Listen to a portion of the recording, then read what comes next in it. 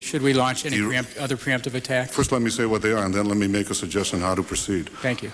The answer is categorically yes. The two nations that are vying, competing with each other, who will be the first to achieve nuclear weapons, is Iraq and Iran. And Iran, by the way, is also outpacing Iraq in the development of ballistic missile systems that they hope will reach the eastern seaboard of the United States within 15 years. So I guess that doesn't include California, but includes Washington. But what it does, a third nation, by the way, is Libya as well. Libya is, while no one is watching, under the cloak, is trying very rapidly to build an atomic bomb capability. So you have here now three nations.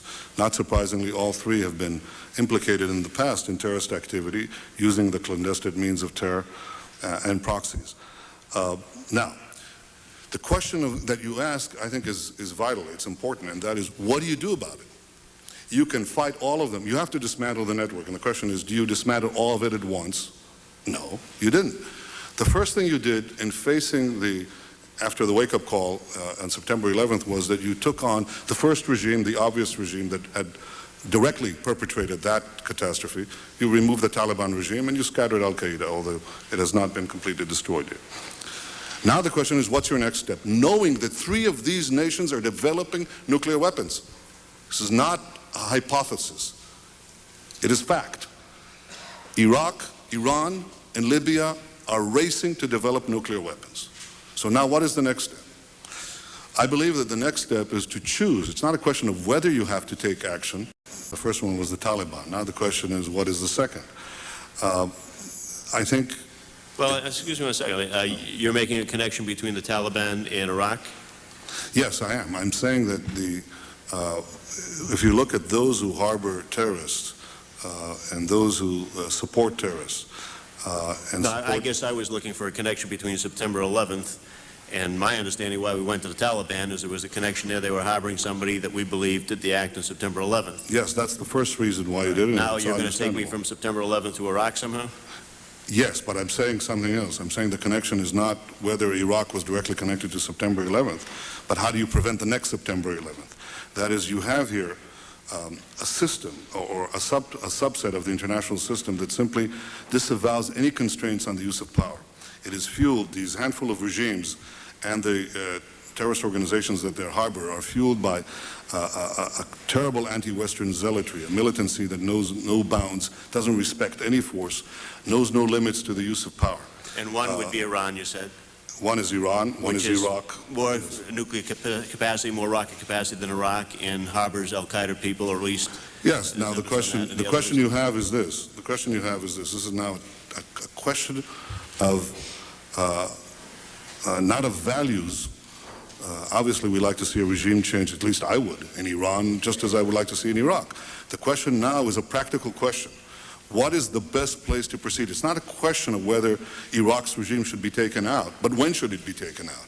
It's not a question of whether you'd like to see a regime change in Iran, but how to achieve it. Iran has something that Iraq doesn't have. Iran has, for example, 250,000 satellite dishes. It has internet use. I once said to the heads of the CIA when I was prime minister that if you want to advance regime change in Iran, you don't have to go through the CIA cloak and dagger stuff. What you want to do is take very large, very strong transponders and just beam Melrose Place and Beverly Hills 2050 and all that into Tehran and into Iran, because that is subversive stuff. They watch it, the young kids watch it, the young people, they want to have the same nice clothes and the same houses and swimming pools and so on.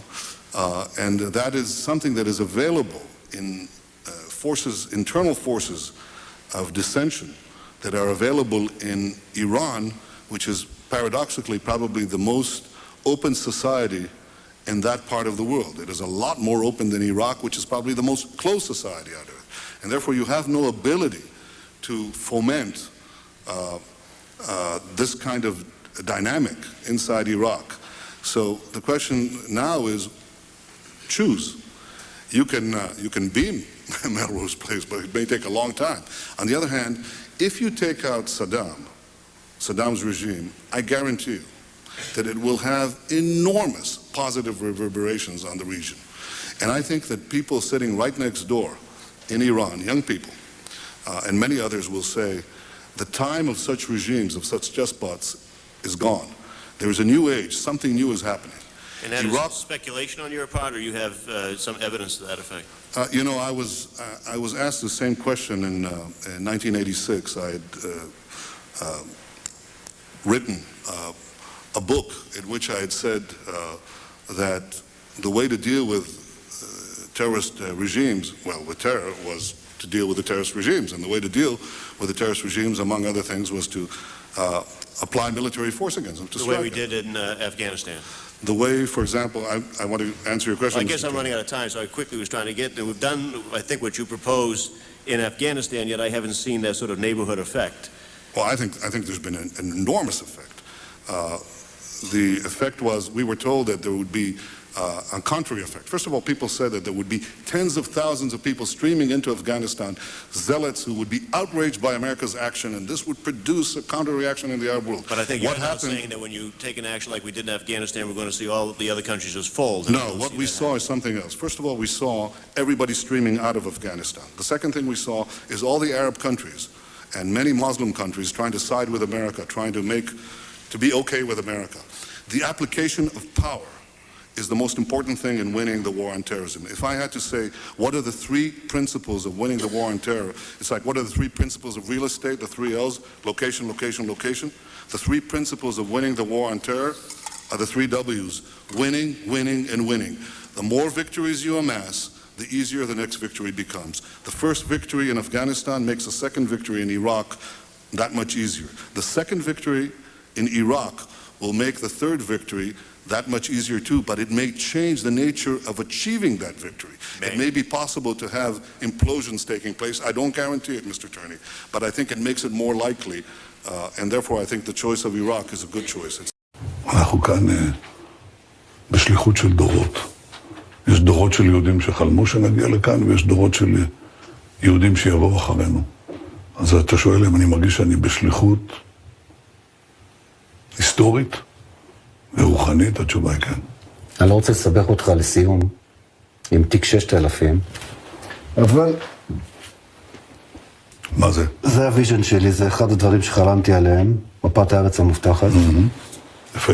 הגיע הזמן, קוראים לזה ירושלם. אני לא נותן את זה לך, אני מעניק את זה לך כדי שתיתן את זה לרעתך שרה. תודה רבה. אתה מתחבר לחזון? מאוד. באמת? מאוד. זה ישראל השלמה. תגיד, התחזקת קצת?